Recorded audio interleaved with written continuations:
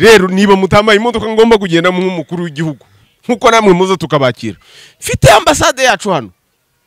dufite imodoka zacu za ambasade zacu nizo abarizo ngendamo ariko ntabwo mujye kuntwara gutyo uko mubonye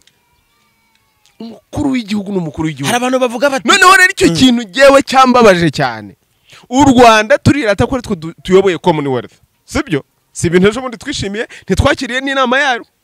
ntago twayakiriye neza ntago uzi protocole twakoze ntago uzi ko imihanda myinshi yagiye ifungwa abaturage bagasana n'abaheze mu nzu nubwo bataheze mu nzu ariko umushyitsi muhira akaturisha imbuto ntago twabigize iriya nama nabo ubwabo ntibagiye bavuga bati burya muri Afrika hari ibihugu hakaba n'ibindi ntago babibonye inyiturano yabyo Syria twebwe twagerayo bagakubira muri bisi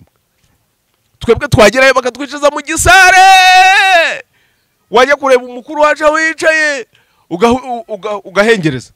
ushobora kubyemera nk'abanyarwanda abantu bavuga bati Afrika kugira ngo itere imbere ikeneye ubundi bukorone nk'imyaka 2000 ubone ahubwo ikeneye yuko bayihamagaza bati umwamikazi yapfuye aragapfa apfuye mureka abapfuye ahamba abapfuba wese ikeneye yuko bavuga bati zahabu mwohereze ibyayi mwohereze ibiki mwohereze mwirwaneho natwe turimo turirwanaho inzara abanyafrika ntiyahita ibara ahubwo bariya batinda inzara ntiyabica aribo bahinga hehe singegera bahinga hehe mu tudobo mu macupa Afrika nayo